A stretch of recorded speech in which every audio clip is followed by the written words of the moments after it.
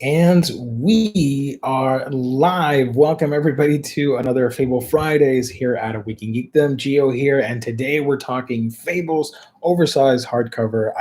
I'm back doing one of these videos for Fable Fridays, and I'm very excited to talk about this because I left off on my previous read through in volume 3. So I'm really excited to check out what's going to happen next. So when we left off with volume 2, we had gotten to learn the story about how the Fables had this last stand and how they were able to escape to our world through a very heroic action and this epic last battle, Lord of the Rings esque. It was very awesome and one of my favorite highlights from the series. But now, in this third volume, we get two separate storylines. One, it's Cinderella Libertine, which is issue 21 or 22, something like that. But in it, we find out that the character isn't, it is revealed that she isn't who we thought she was. There's a link, obviously, with Prince Charming, but in this storyline, we find out how she's sort of this femme fatale and she's working behind the scenes selling out information, or so it seems. As the story progresses, we find out that she is, of course, uh, doing some covert things, which I thought was pretty interesting. There are a couple characters that get introduced that I have to be completely honest with you, I've already forgotten their names. But that's the beauty of this series, where you can bring in old fables. And my phone is going off for some reason. That is very interesting, and we're doing this live. Fantastic. Okay, that is awesome. Thank you, phone. So that was very interesting that we have characters are part of history when it comes to storytelling and fables, but you forget about them. And books like this remind you of these long forgotten characters and stories, which, again, I mentioned this on the previous two streams as of this video. I love that concept. I love that you remembering these tales empowers them and gives them longevity and immortality, basically. That is just awesome storytelling from Bill Willingham, in my honest opinion. The story scripts and dialogue is still clean cut and precise. I love the way that these characters interact. You see the history with these characters, the way they're talking to each other. You realize they've been alive for thousands and thousands of years, so they know each other left and right. But we still are able to discover new things about them, especially, of course, the interaction with between Bigby Wolf and Snow White, my two favorite characters in the series. Of course, it shouldn't be a spoiler because it's in the friggin' dust jacket right here, but someone's expecting. And I think Volume 4 is going to be pretty interesting, and I cannot wait to talk about that part because at the end, we get the news that someone's water broke. So it's going to get wild and crazy.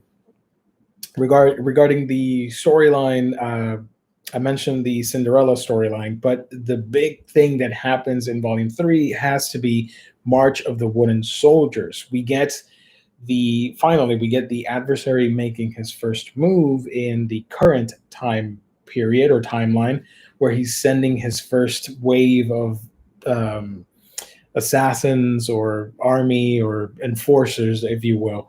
And the other big element is that we get to see Red Riding Hood once again. She pops up after being left behind, supposedly, during the last stand that we uh, read about in book 2, thanks to Blue Boy recounting all those events. And it was pretty tragic, pretty epic in scope and tragic. But here in volume 3, when she comes back, you immediately know that something is wrong. I'm not going to spoil every single detail for you guys, but you do know that something is wrong. And the way the story proceeds from there, you're trying to figure out what is her angle, because it can't all be sunshines and rainbows when she shows up. And Big B knows immediately that something's up and he is going to investigate.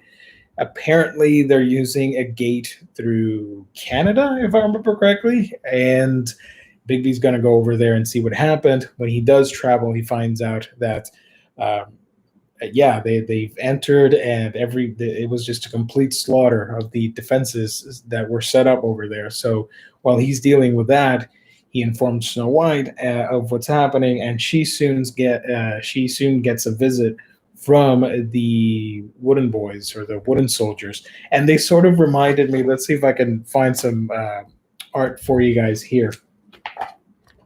Uh, yeah, this is at the beginning of the storyline right here. But the boys, if you will, they are related. Oh, here they are. They are related to a famous character, of that being Pinocchio.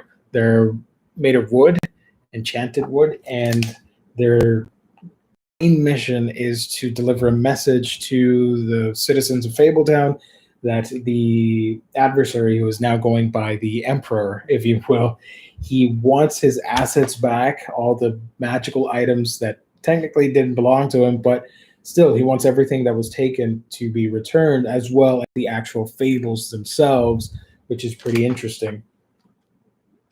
So when they deliver that message, it's basically a declaration of all-out war, right? So yeah, these characters are going to war, and what soon follows is awesome.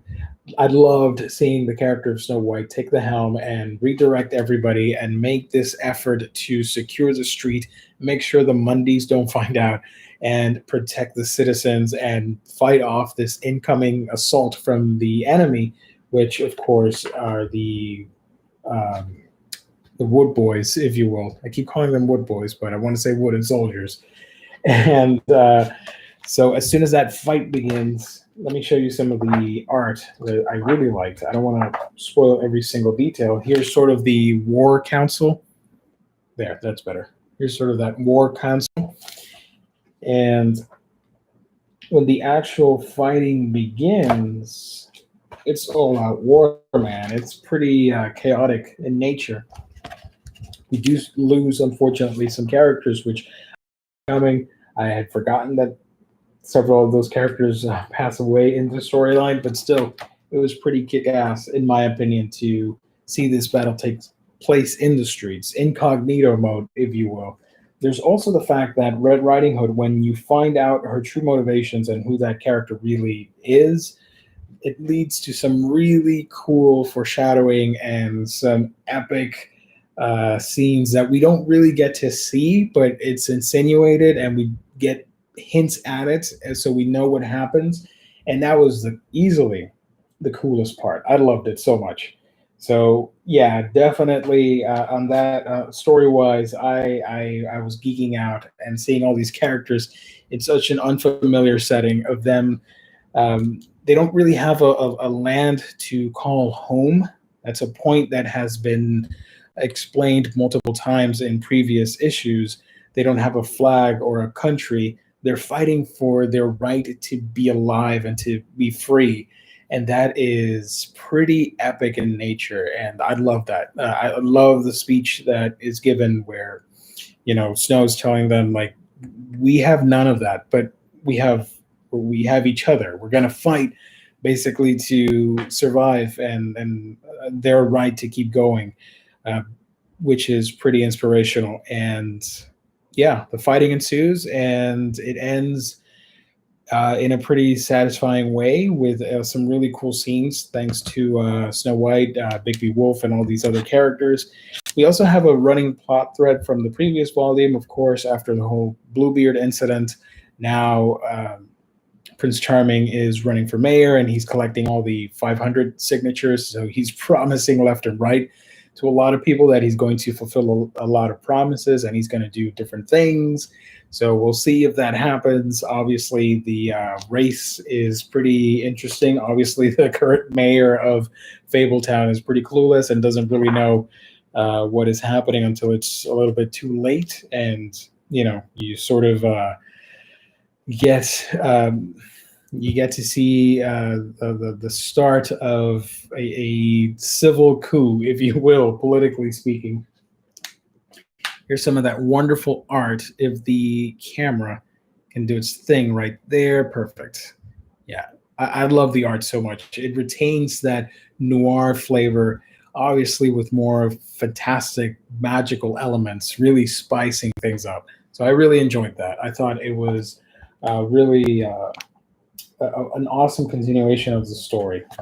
So yeah, that's about it. I could go into the details and relations between Blue Boy and Red Riding Hood, but if you read the story with me, you know that that takes an unexpected turn. So yeah, it's not what it seemed at first, and I'm very interested to see to continue reading the ramifications and the psychological impact of what happened to the character because of it, because he ends up pretty banged up if you've read the volume.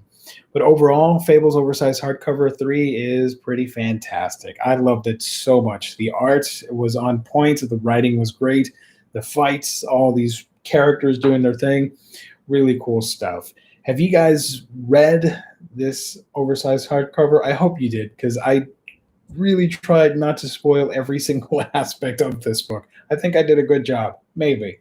Let me know in the comments what you thought of the third book in Fables. Now, I will be going back live on the 24th of July for our fourth oversized hardcover review in Fable Friday. So thank you, everybody, for tuning in. Hopefully this was to your liking. If you enjoyed this video and you want to keep watching, be sure to subscribe, hit the bell icon so you know when new videos pop up, and of course, follow me on social media, Facebook, Twitter, Instagram, all that fun stuff. Thank you, everybody, once again for tuning in. I've got to go. I will catch all of you on our next episode, as well as our next Fable Fridays on the 24th with Volume 4. See you then, guys. God bless. Stay safe out there.